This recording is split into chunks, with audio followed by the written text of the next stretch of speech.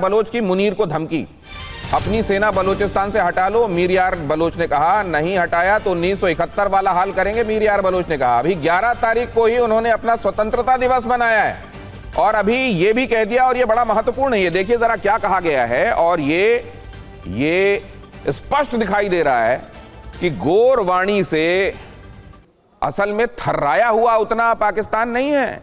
पाकिस्तान धन्यवाद कर रहा है और इस समय अपने सितारों को शुक्रिया कह रहा है कि कम से कम ये मुद्दा आया तो घर वाले मुद्दों से वो थोड़ा अलग बात कर पाएंगे। अब जरा देखिए यहां मुनीर को मीर यार बलोच का खुला अल्टीमेटम, पाकिस्तानी सेना और सुरक्षा बल तत्काल बलूचिस्तान छोड़ दें। पहले ये देखिए कि किस तरह की मांग के साथ 1947 में ये अलग मुल्क बनाया गया। फिर आप ये देखिए कि वो लोग जो यहां पहलगाम में आकर लोगों से ये कहते हैं कि कलमा पढ़कर दिखाओ नहीं तो गोली मार देते हैं, वहां कलमा पढ़ने वालों की कितनी इज्जत कर रहे हैं और उनको कितना महफूज रखा जा रहा है, जरा ये भी देख लीजिए। बलूचिस्तान नहीं छोड़े तो 1971 जैसा हाल कर देंगे, ये बात कही जा रही। बांग्लादेश युद्ध की तरह उनकी इज्जत नीलाम हो जाएगी। वो 93,000 सैनिकों के पतलून के संदर्भ में इशारा कर रहे हैं। बलूचिस्तान पहले जैसा नहीं रहा, अब रिपब्लिक ऑफ बलूचिस्तान है। मीर यार बलोच ने यह बात भी कह दी है अब बलूचिस्तान में पाकिस्तानी सेना की मौजूदगी अवैध है, ये बात भी कही जा रही है। तो क्या प्रोफेसर अमिताभ एक तरीके से ये ब्लेसिंग इन डिस्गाइज हो गई है पाकिस्तान के लिए? They have something other than this to talk about. देखिए, इस समय पाकिस्तान एक इंटरनल क्राइसिस से गुजर रहा है। आपने देखा होगा, आपने उसको कवर भी किया है, इमरान खान को जेल से छोड़ा गया है। वो इस थ्रेट पे छोड़ा गया था कि उनकी पार्टी जो है अगले महीने मार्च करने वाली थी। यही नहीं, वहाँ के लोग ये अप्रीहेंशन भी दिखा रहे हैं कहीं जेनजी जैसे भारत में आ गया था, नेपाल में आ गया था, कहीं वहाँ नहीं आ जाए। तो जेनजी और जितने भी प्रोटेस्ट हैं, पाकिस्तान के सबसे पॉपुलर लीडर इस समय रिलीज हुए हैं। क्या होगा ये सबको अंदेशा है, कहीं कुछ गड़बड़ ना हो जाए। ऐसे समय में ये दोनों इंसिडेंट उन फील्ड मार्शल और उनके जितने इदारे हैं उनको ये इस्टेब्लिश कर देंगे कि ये किसी भी तरह से वहाँ काबिज रहें और ये दिखाने की कोशिश करें कि इसमें पूरी तरह भारत का हाथ है या भारत ने ऐसा किया है। तो इस समय बलूचिस्तान की स्थिति वही है जो उस समय 1971 में थी। प्रॉब्लम है यही कि उस समय उनको एक्टिव इंटरवेंशन के लिए कोई नहीं मिल रहा है।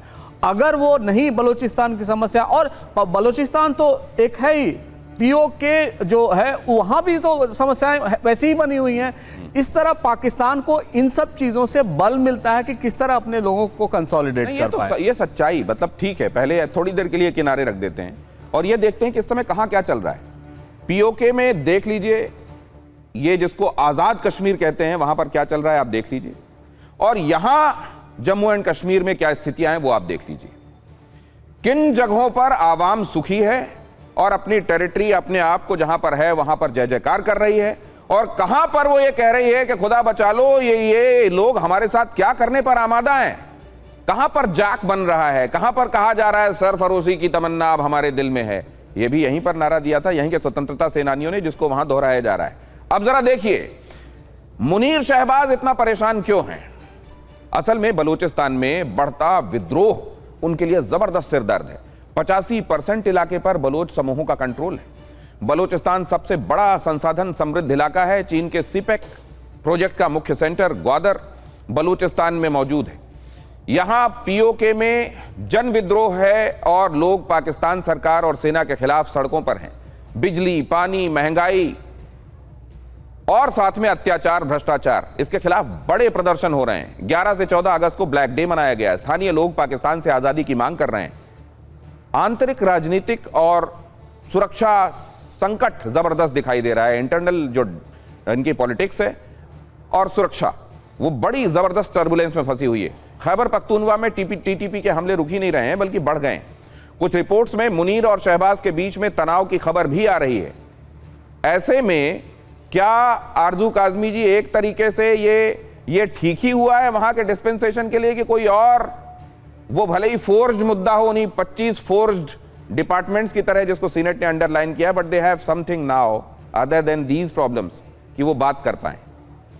देखिए, बात तो की जा रही है, टीवी चैनल्स की हद तक की जा रही है, हो सकता है गवर्नमेंट लेवल पे भी की जा रही होगी, लेकिन पब्लिक को कोई इंटरेस्ट नहीं है। पब्लिक की इस वक्त जो हालत है, चाहे वो बलूचिस्तान हो, चाहे केपीके हो, या पीओके या आज़ाद कश्मीर, पब्लिक वहाँ जो परेशान है, प्रोटेस्ट कर रही है, इमरान खान का इशू अलग चल रहा है। मुझे नहीं लगता कि पाकिस्तान की पब्लिक इस वक्त ये सोच रही है कि अमेरिकन एम्बेसडर ने भारत में क्या बात की है कश्मीर को लेकर, क्योंकि हमारे यहाँ जितने बड़े इश्यूज इस वक्त चल रहे हैं वो यकीनन इतने बड़े हैं वो इश्यूज कि जिसके बाद पब्लिक कुछ और सोचने के काबिल नहीं है। हर दूसरे दिन तो फ्यूल प्राइस बढ़ाई जा रही है, कभी 4 रुपए, कभी 2 रुपए, कभी 5 रुपए। पब्लिक का तेल निकाल रही है इस वक्त सरकार हमारी।